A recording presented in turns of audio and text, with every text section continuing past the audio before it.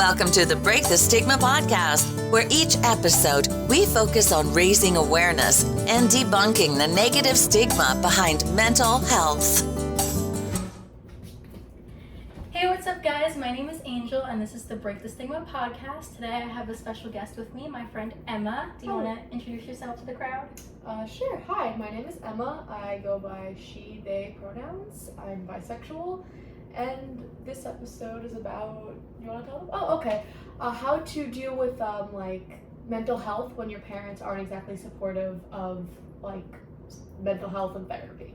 Yes. So the first thing we're going to talk about is when you first realize that you have something not right with you, I guess you could say. That you lack the serotonin in your brain. Exactly. So when did you realize for you that, you weren't exactly happy? Yeah, that's a great way of putting it. I was probably in, the 6th grade, and I wasn't feeling like myself for a really long time, and finally we had this assembly where this guy came in and talked about his son who had, commit suicide, and I was like, oh, that's really sad. And then he started talking about what his son was going through. I'm like, wait. And I kind of made the dots. I really did. I connected the dots. So that day I went to my counselor and I was like, I'm depressed. And she was like, whoa, big words. And I'm like, no, he hit it on the nail on the head. I have been feeling exactly this way. And the first thing she did was call my dad. And what happened was he was like, oh, you're not depressed. Why would you go around telling people that you're depressed? They're gonna think that we're about family, they're gonna think this, they're gonna think that. And it really made me feel oh, I guess what I feel is wrong then, so I guess I just suppress. And that's what I did, so. Yeah, so do you think that there was a part of you that was scared to tell your parents because you knew their reaction, or were you not expecting them to react that way? Part of me was afraid because I was I don't know how they're going to react, but the other part of me is well, the guy in the assembly said it's better to reach out to a trusted adult, and at the time I had a really good relationship with my parents, and I still do, but that's definitely a touchy subject. And I was like, well, they're a trusted adult, and I mean, if I don't, then maybe something bad will happen, because I really am feeling I'm feeling very numb, I'm feeling very sad, I feel very hopeless, I feel like there's nothing that's going to get better, and maybe they'll do something for me. And once I realized that it was wrong and I shouldn't be feeling like that, I was it was just kind of a shock, oh, well, I was told to tell a trusted adult, and my trusted adults are kind of pushing me away. So. Yeah, my parents had the same reaction. Not really my dad, because whenever I first found out that I was depressed, I guess my dad wasn't living with me, so I went to my mom, and my mom's first reaction was the same as your parents, saying oh, well, don't tell anyone because they're going to think that we're bad parents, or that something's wrong and we don't provide you enough. Or I got you shouldn't be depressed, you have a roof over your head. Exactly. There's kids in Africa that are starving. There are people without food, there are people without roofs, and you could be getting abused. I'm it doesn't part of that's the thing that I was really mad about, because I had done research on my own, because 6th graders, and I was well, it says that you don't have to have something bad happen to you. Bad things could happen to you, which could lead to it, but at the time I wasn't really being bullied. I wasn't really there was nothing in my life other than just the fact that I was feeling this way and I didn't know why, and it was just making my life 10 times harder, and I felt every day was an uphill battle, and every day felt it was exhausting and just draining the life out of me. And I'm what is this? And when there was finally a name to what I was feeling, I was yes, dots connected, and then it was shut down so easily that I was oh, never mind. Yeah, and that's the thing. It's definitely really frustrating when your parents don't understand, because what they fail to realize is that sometimes there isn't a why. Exactly. Sometimes my mom will be well, why are you depressed? I don't know why. It's literally... Exactly. It's just this morning I even woke up and I was I feel dead. I just don't want to move. And I was in bed until, I'm not even kidding, 2 p.m. Yeah. And then I went downstairs, I felt gross, my stomach hurt, I was so blah. I ate food and I was I don't want to do this today, I just can't go out. But I'm no, this is exactly what they're talking about. I have to go out. I gotta push myself, because if I don't, I'm gonna just fall into a slump, which is okay. Sometimes you just need your days, but if I do it, I know I'm gonna fall into a cycle where I'm just not gonna move for a week. And I'm I need to push through, and this is also just such an important topic to me and to you and just so many other people that this was just something I was like, I need to do this. Yeah, I was gonna ask you, whenever you do get depressed, what's something that like is able to pull you out of it, or is it hard to pull yourself out of it? It can be very difficult. Something that pulls me out can be my friends or my boyfriend sometimes, but sometimes it's like you don't even want people. So sometimes I don't even take the liberty of like reaching out, and people will reach out to me and I'll just like push them away. So I think like the thing that really pulls me out of bed is ultimately realizing like, okay, like let's just get through my needs. Like, don't worry about people, don't worry about like fun, let's just get through my needs. Like, I need to drink water, I need to take my medication, I need to eat, like I need to do those things. And once I get through my needs, it's like, okay, good job, you did your needs. Now let's go on and do like a want. Let's watch an hour of Netflix, let's watch YouTube, let's talk to mom, let's talk to dad, let's talk to someone, let's do something that's gonna stimulate you to maybe, oh, I just did this, like maybe let's do this. And if I'm just not feeling it, it's like, you know what, maybe today's just a day. Maybe today's just like a me day. Like do something for myself. Yeah, and I think that's really important also, is to realize that like sometimes you genuinely can't do things that like you really need to do. Like there's days where I'm like, I need to do my homework, but I really like just don't have the motivation to do that. And like I get so hard on myself for it, but I think it's important realizing that there are just some times where, like you said, you're just gonna have a day and you need to take that day for yourself.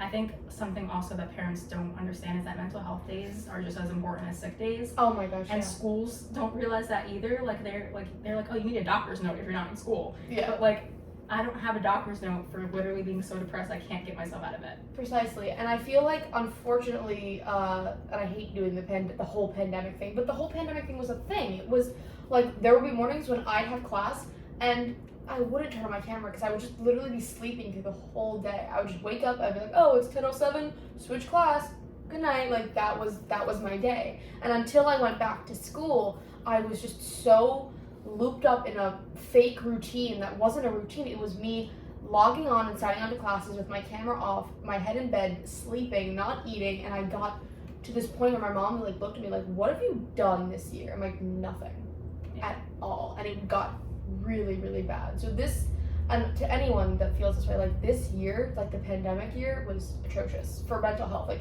if you were already struggling with mental health, it got worse. If you didn't have anything prior, like it might have started for you. Yeah. It was just, this was like the worst year for me.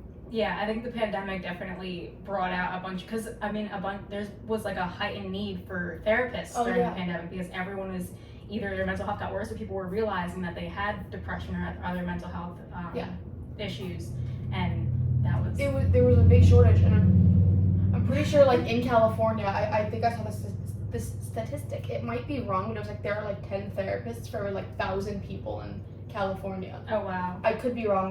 That statistic could be wrong, but I'm pretty sure it's correct. But just imagine like how much of a shortage there is, like. And for the people that want to pursue psychology, like, please do it, because it's so terrifying to think that there's such a shortage, and now with more people like acknowledging like their own mental health, because it was such a stigma before, and as your podcast suggests, like break the stigma, people are finally doing that and coming to terms with it. More people are going to need therapy, and unfortunately, therapists can only take a certain amount of patients at a time, so that's Yeah, and I think, like you said, there was such a stigma surrounding it. So it wasn't even that long ago. I feel like it was like right before the pandemic, people were still like, ew, therapy. You're like, what's wrong with you? Yeah. I remember being like so jealous because like when my friends would be like, oh yeah, my parents and my therapist, I'm like, you're what? Like what? How did you get one? Like your parents said okay to that? Where do you find one of those? And I just imagine like being my friends and being like, you don't have a therapist? And I was like, no. So finally, my parents, like, when I went to my recent doctor's appointment, my doctor looked at my chart and was like, didn't you say that you had, like, thoughts of, like, self-harm and, like, suicide last year? I'm like, yeah. And she's like, did you look into that? Did you look into, like, maybe a therapist or a counselor or something? And I'm like, I wanted to, but, my mom, and then I just, like, would, like, stare at her, and they're like, yeah. You're going. Like, you can't avoid it any longer. Yeah. Especially with me going into my freshman year of college. She's like, do you know how many like freshman college students like are like morbidly depressed or like anxious about like going into college and making that change? Like that is, a therapist is like something that's somewhat essential to them. especially if I'm already struggling. So yeah, and that's why I was so glad also when I turned 18, because I had a similar experience where, like, you know, when you go for your yearly physical and they give you that stupid paper to fill out. they're like, It's like, are you depressed? I answered like depression? yes You're for like, all the questions. yes. And honestly, like, I was being a little bit like dramatic because some of the questions like didn't apply to me, but I just like it was like such a cry for help from me because I knew there was no other way for anyone to recognize that I had this issue within myself. Yeah. And so I checked out everything, and they were like, you need to see someone. That's something you should do. And then I tried talking to my mom about it. She's like, you don't need a therapist. You're fine. You have a roof over your head. You have this great life that me and your father provide you. And I'm like, it's not about that. Like, I could be rich and famous and still be depressed. Look at Robin Williams. Oh my gosh! And his birthday was yesterday, so I had a whole thing about that. But he was one of the greatest comedians. Like he was like at his prime. He was doing so well, and like he killed himself out of the blue. And it's like part of it was obviously due to his disease, but like no one really, I guess, like checked in on him like that. And it's like sometimes you can have everything in the world and still be depressed because it's not just well, why? Sometimes it's like it is like the chemicals in your brain, or it could just be, I can't even describe it. It's there. Yeah. It's one of those things. It's like pulling you back. So. Yeah, definitely.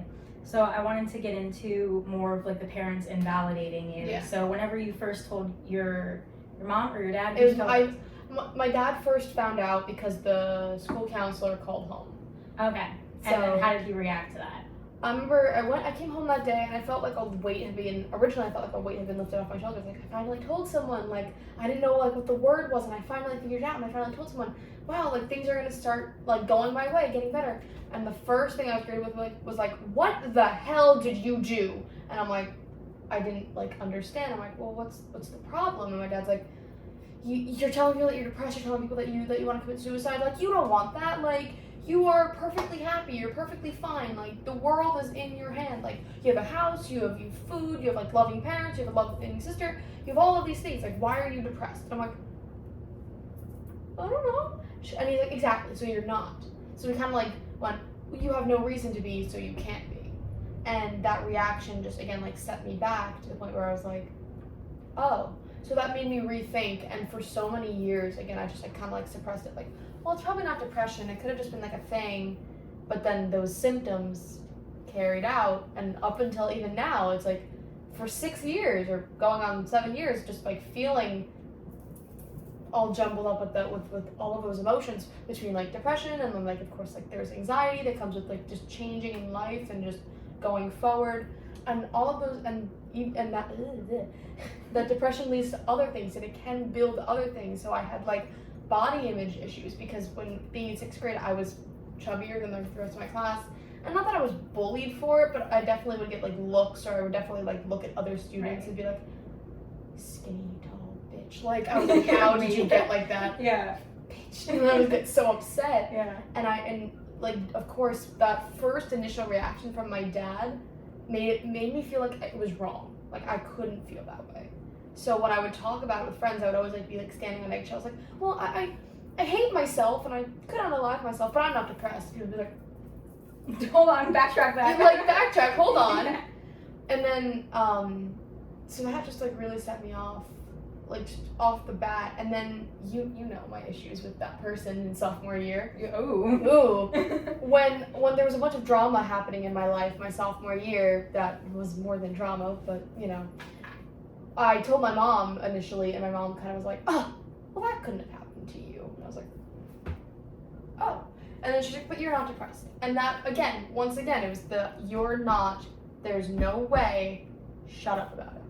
So I just shut up about it. And do you think that, sorry to interrupt, do you think that like they genuinely thought you weren't depressed, or they didn't want to believe that you were depressed because like, you think they like deep down they knew that you were depressed but they didn't want to admit it, or do you think they genuinely thought there was nothing wrong? They genuinely believe there's nothing wrong with me. And even now my mom was like agreeing to take me and my sister to therapy, and my mom was like, yeah, your sister definitely has anxiety. Like there's no way that your sister doesn't have anxiety, which I believe that my sister probably does have anxiety because she's always on edge. She's really upset all the time. She can't make friends, and this isn't like an attack on her. This is just she definitely struggles with something that is holding her back in life, and I feel for her.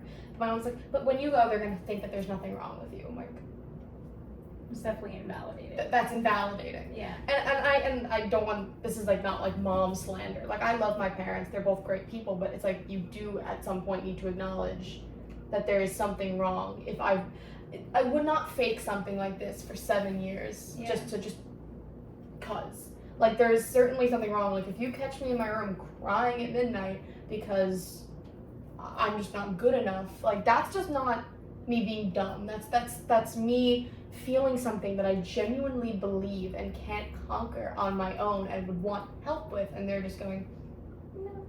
So. Yeah, and I think that that's why, for me at least, that I went to the extreme that I did, the way that my mom found it at least. I don't know if my dad even knows this to this day, so hey dad.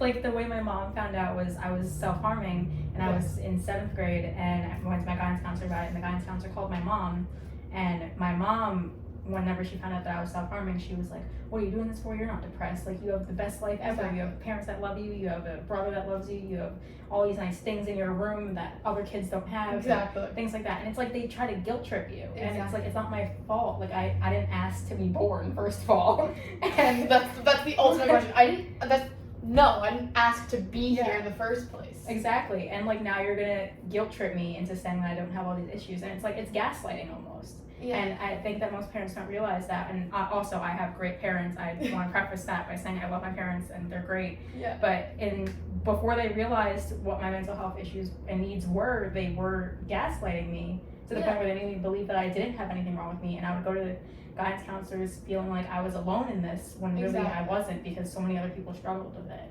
And like, even now in my life, like I would like tell my friends like, oh, I would talk to them about how I was feeling. Like, well, then just get a therapist. And I'm like, it's not that easy, because like a lot of my friends were very lucky in having parents that were like, oh, you need therapy? Of course. Like not even a second guess, just like an of course. And then like I go to my parents begging for years, like, I really think I need this, and I'm just going, you're gonna be fine. If we go, they're gonna just say that you're fine. Or the better thing was, last year when my doctor had recommended I go to a therapist, my mom immediately went, yeah, of course. And I was like so happy, like, we're leaving the doctor's office. I'm like, yes. And like that whole year I would be like, Mom, like, you said that you were gonna get a therapist. Mom, you said, never did it. She was just saying it. She was just saying it for the doctor, just to like lie and be like, okay, Emma, like, you don't need it. And I was like, okay.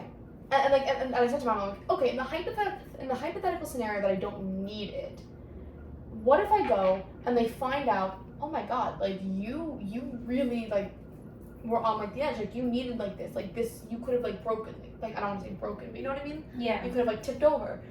And then how would my mom feel? Like, I don't want to like be like that. I don't want to like guilt her like that. But it's more like, what if I did go and they came out to you and said, it's good that you like brought her in when you did, more or less. Yeah. Because how would she feel then? I kind of try to convince my mom, like, I just want to go before they look at me and look at you and go, why didn't you bring her in sooner? Because then she's gonna feel worse. And that's the thing too, like, there's been so many issues that, like, I've even brought this up to my mom, like, myself, that like, if I was put in therapy from a younger age, there's so many things that could have been avoided. Mm-hmm. Like, there's so many issues that I've gone through in my life that could have easily been avoided if I was in therapy sooner than I was.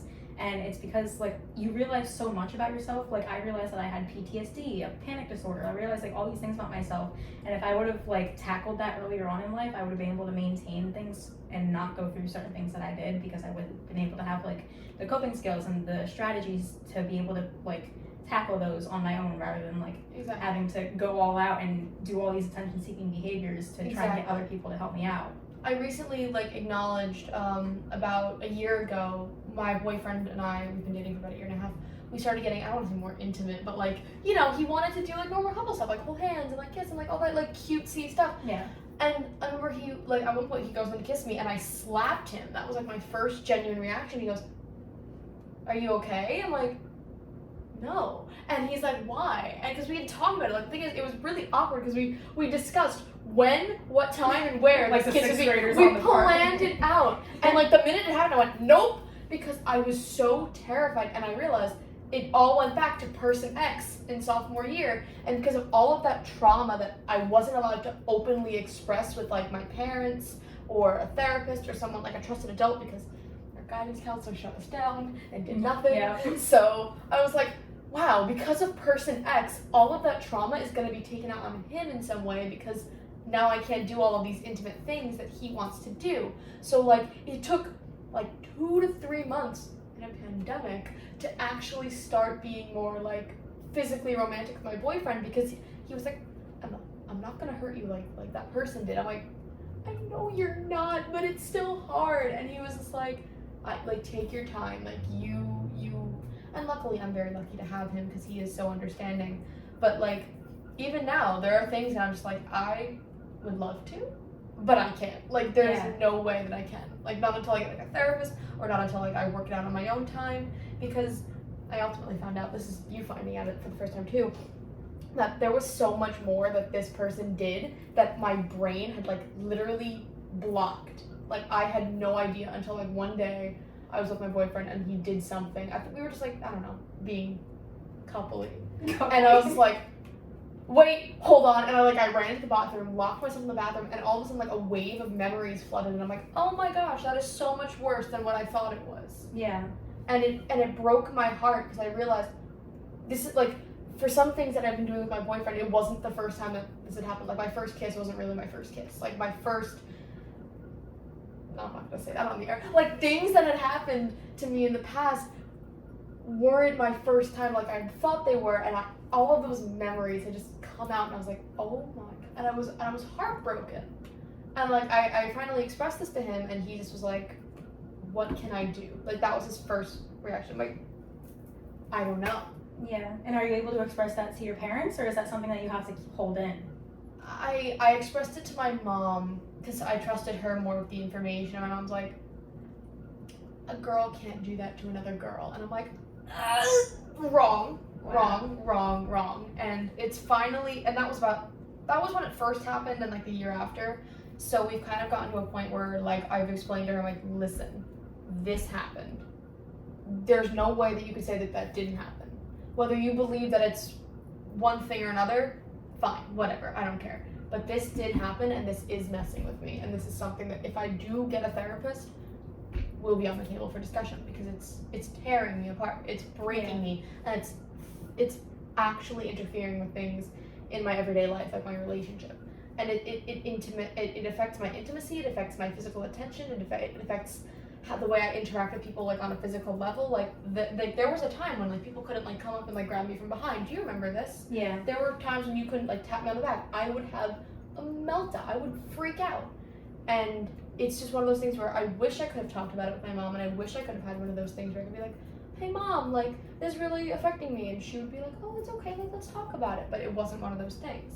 Yeah. So that just goes back to, like, my parents and my mental health, and, like, how they don't really, like, accept certain things as mental health crises or mental health matters or any of that. They just look at it as a, like, wipe it off, rub some dirt on it, you'll be fine. Yeah. So to wrap up the first half of the episode, do you think that it hurts you more that you, like, have all of these mental health struggles, or do you think it hurts you more that your parents aren't accepting of it? Because for me personally, whenever, like, I feel like my parents not acknowledging that I had mental health issues hurt more than the actual mental health issues themselves. And I don't know if other people feel the same way. It's definitely the parents, because I love my parents, again, for the millionth time. They're great people, they're wonderful people, and I love and trust them with almost all my heart. Like, if I could tell my mom anything. I have no problem telling my mom anything about anything that's ever happened to me. It's just the fact that she'll take it as it's not as severe, or it's not what you think it is. And then she'll manipulate and gaslight me into thinking that it's not as bad. And then I'll just sit there and be like, yeah, you're right, it's not as bad. And then I'll try and convince myself of that, thus propelling it to be worse. And then you have to bottle it all up, and then it's just, and then I want to, like, go to my friends with it, but it's like, no, they have their own problems, and I don't want to bother them. Exactly. It's just a mess. Yeah. But to go off what you said, it's definitely, like, my parents not acknowledging it.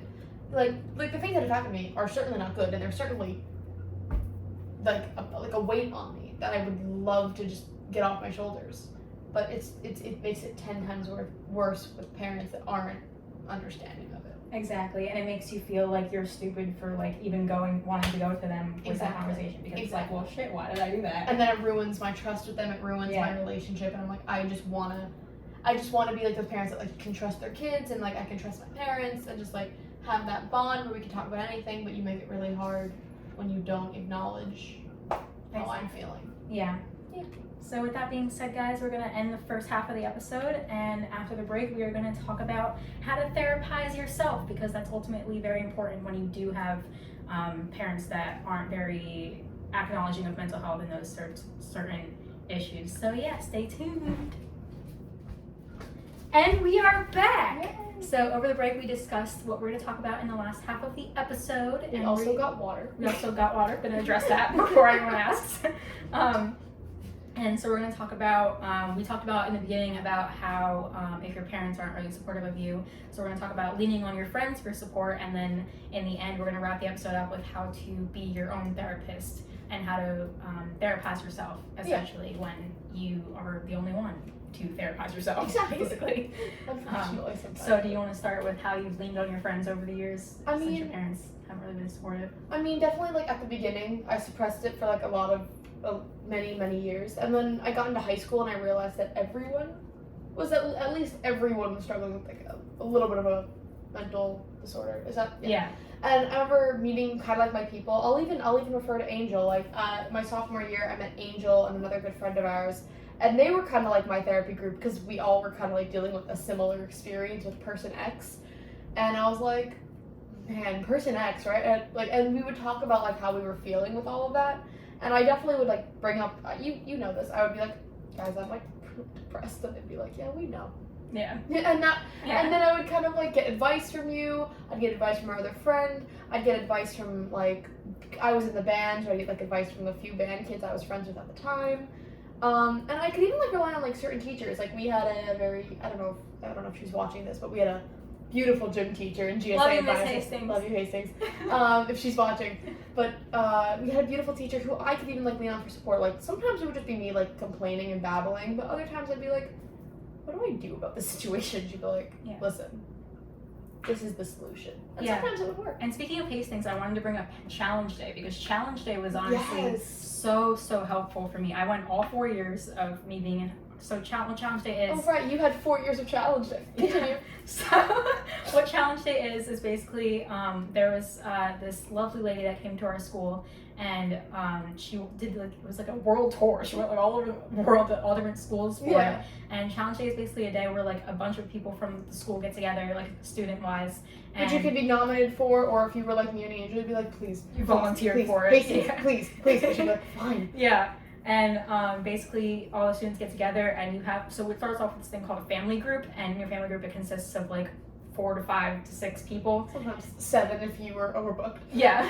And in your family group there's this exercise we did called If You Really Knew Me, You Would Know, and each person has 2 minutes to go around the circle, and you just start saying like things about yourself. If you really knew me, and then if you couldn't think of anything, you'd also say like, if you really knew me, and then keep repeating it. Yeah. But sometimes they'd be like deep. I can't obviously say what anyone else said because it was all like anonymous. Like what happens at Challenge Day stays at Challenge Day. Yes. So, but like for example, like when I did it, I would say something like, if you really knew me, you'd know that I have depression, like something like along those lines. Yeah, and then the group would like help out and be supportive, and like in the end we would like give each other advice.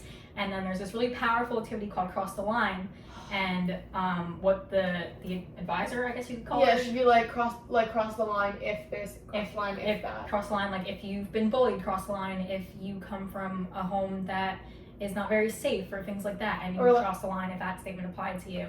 There was this one year, it was my first year of Challenge Day. I did Challenge Day for 2 years. I was gonna do it all 4 like Angel, but unfortunately there was a global pandemic that cut both of my Challenge Days.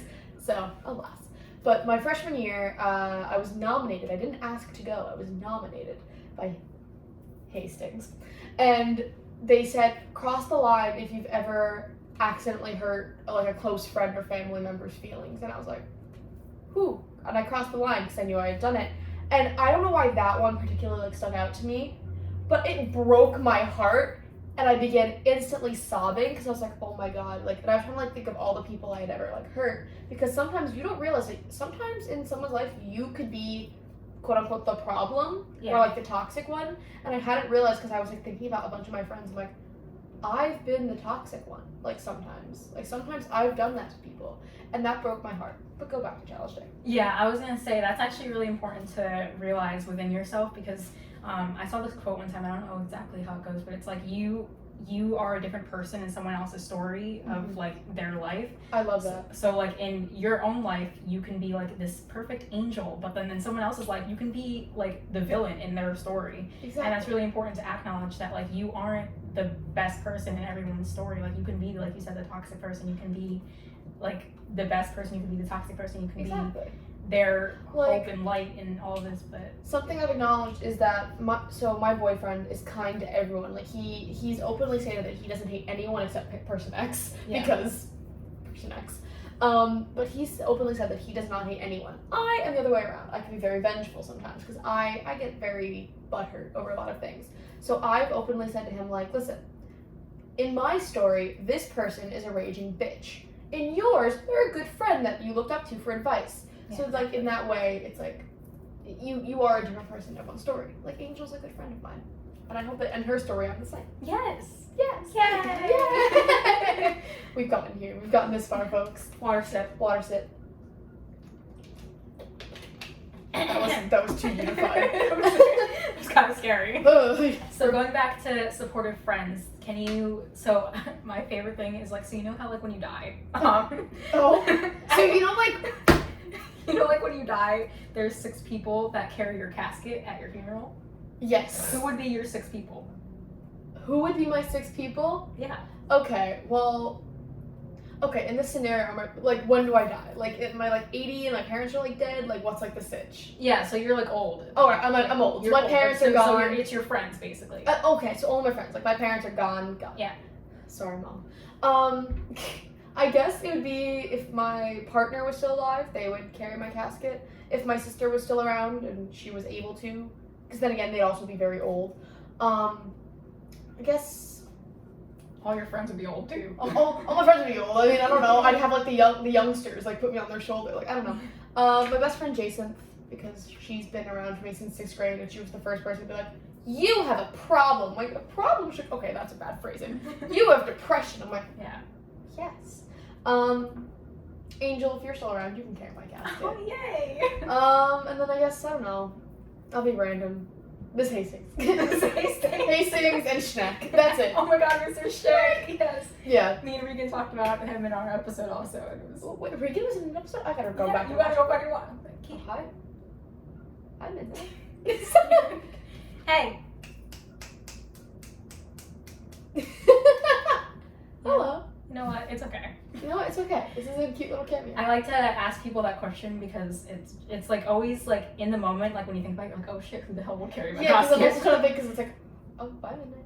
I don't, like, on the one hand, it's like, oh god, if my friends watch this, they're gonna be offended. But on the other hand, it's like, I don't really know, like, because I don't know who I'm gonna still be close with in like Exactly. That's 70 years. That's why I asked, because it's interesting to like look back at that, because I did this exercise actually at Challenge Day. My family group was talking about it.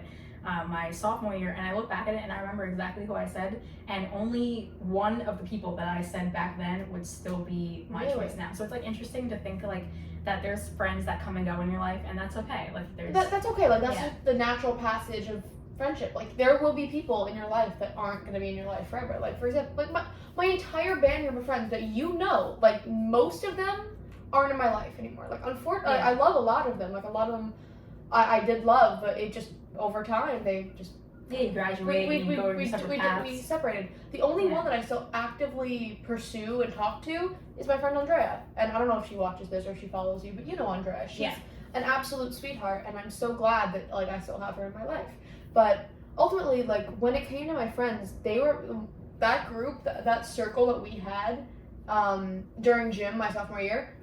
That was my support group. Like that is who like I'd sit down during gym and be like, guys, therapy session. Literally, we would call it the therapy session because that's what we would do. We would each like go around the circle and be like, here's my problem for the day, and then we try to therapize it. And unfortunately, because most of us didn't have therapy, or we'd be like, hey, can you talk to your therapist? And I'd be like, hey, Angel, just subtly mention like maybe that you're having this problem, and then find out what you should do about it. Yeah. But unfortunately, that's the way it went. But I'm glad to say that now I don't even really rely on my friends. Like, not that you shouldn't rely on your friends. Like, I definitely go to my friends with some of my more challenging problems. But, like, lately, it's like, I should work for myself. Because, unfortunately, sometimes people aren't you could lose people in your life, or they could just not be available. Like, whatever the circumstance may be, I try to, like, live for myself and help myself. So I have, like, a bunch of, like, different resources to therapize myself. Yeah. So, again, like how I mentioned before, it's like, just get through your needs. Like, that's what I do. Like, when I'm really struggling with myself, it's like, don't worry about anything else. Like, don't worry about homework. Don't worry about these chores. Don't worry about this. Don't worry about anything that's going to happen tomorrow. Worry about, like, eating, sleeping, getting water, moving just a little bit, or you'll, like, just not move. And, like, that you need to, like, move your bones. Yeah. Like, worry about getting yourself through the day. Then you can add additional tasks. Hey, maybe get dressed. Like, that's something that you don't have to do. You should, but you don't have to. Okay, maybe, like, do my hair. Maybe do my makeup. Maybe call a friend. Call my boyfriend. Talk to my mom. Whatever that may be. Like, that's how I really, like, start a therapizing session with myself. And I just try to, like, this is gonna sound crazy, I talk to myself. I am my favorite form of company. I stand in my mirror and I talk to myself. And some people would find that crazy, but listen, the way that I figure out if it's, like, a worthy problem or not is by talking to myself. And if I wouldn't want to hear that problem from one of my friends, or if I wouldn't think that was not important, but if it wasn't, like, worth having a moment over, then I just go, then it's not a now problem, if that makes any sense. Right, yeah. So for example, I'll get a little personal-ish. I was sitting there the other day and I was getting really emotional because I really miss my cousins. Because of the pandemic, I haven't seen a lot of my cousins on my dad's side because they all live in, like, New York and Pennsylvania, so I haven't seen them and I get, like, really emotional. So I cried about it, and then I was like, okay, now, first of all, can I solve this problem right now? No, because I can't just Pennsylvania right now. Yeah. What can I do? I can text them, I can call them, I can try and see if my mom can work out a day that we can hang out. I can try all of these different things to try and therapize myself and get myself calm. Once I've calmed myself down with, like, a solution to the problem, I realize, listen, they're not going anywhere. They could move across the country. They could never, like, they could get their phone taken away. Like, a million things could happen, but they're still gonna be my cousins at the end of the day. They're still gonna be people that are in my life, whether they like it or not. Yeah, they're stuck with you. They're stuck with me, unfortunately for them. And that is how I kind of, like, have to, like, problem solve. Yeah. It's a lot of just problem solving. Like, that's how I therapize myself. And then when it comes to, like, my bigger issues of just, like, having a panic attack, I have to do the 5 things method, obviously. The 5 things you can see, touch, smell, you know. Yeah. Sorry, I need a water break. Go ahead. I was gonna ask you, do you think that since you've been therapizing yourself for so long, do you think that now if you were to get a therapist that you, like, wouldn't even benefit from it? I feel like it would be a therapy session for them, like, okay, but have you tried this? Yeah, exactly. I still feel like there are obviously issues that I can't tackle, and this may not be the healthiest thing, but I do suppress them. I put them, I'm like, let's put that on the shelf, we'll figure it out later, like, today's not the day. And, like, there are some issues that I can break down piece by piece. Like, for example, like, issues I'm having with person X, like, if I'm, like, having a really bad day, like, thinking about them, or I don't want to say, like, having a PTSD moment, but just definitely having, like, a flashback to that time where it's like, I really can't get out of, like, this shtick, I can just say, okay, well, how can I help myself in this moment? Okay, I can acknowledge that it happened a long time ago, which doesn't make it not important, but she's not here. She can't hurt you, she can't do anything to you. And then I can also tell myself, like, okay, who's someone we can talk to about this? I can talk to Eli. I can, if I have to, I can reach out to you. I can talk to my boyfriend. I can talk to people who I trust to get me to distract me. That's another thing I do, is, like, I distract myself.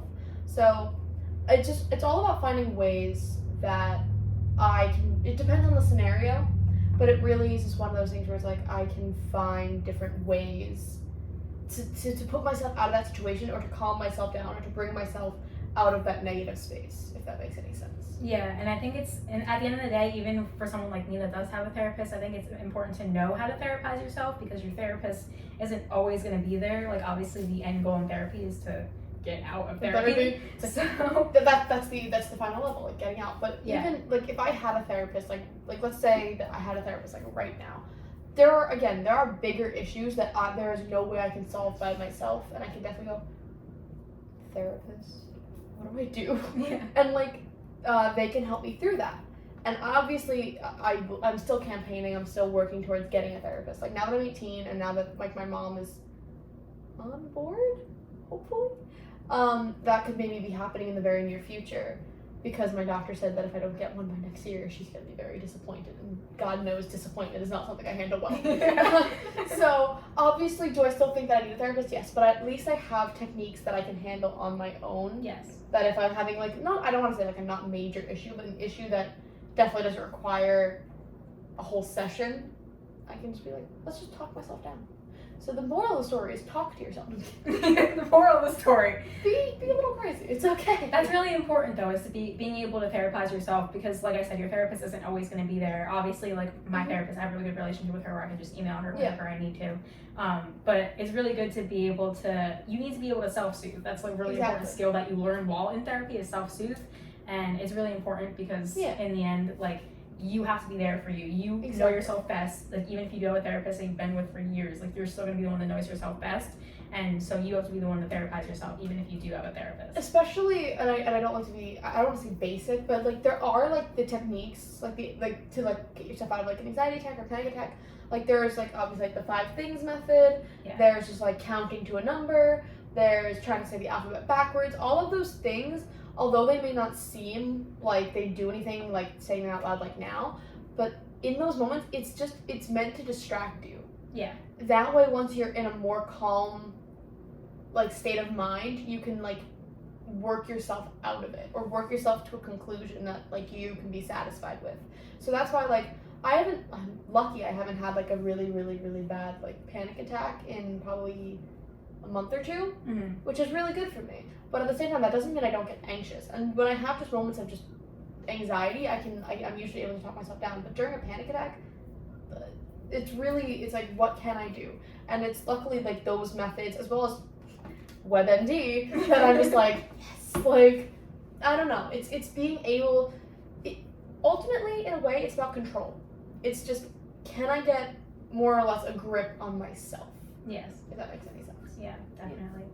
So with that being said, guys, we're gonna, you're the first person that actually caught on. So you're gonna cut it off there. Oh, it's like a cut. Yeah. Oh, okay. I get it. We're gonna cut it off there, guys, and thank you so much, Emma, for joining me on this episode. Thank you for having me. This was a lot of fun. Yes, I hope we can bring you back soon. We can have another topic to talk about. I would love to. Yeah. I love talking. No, yeah.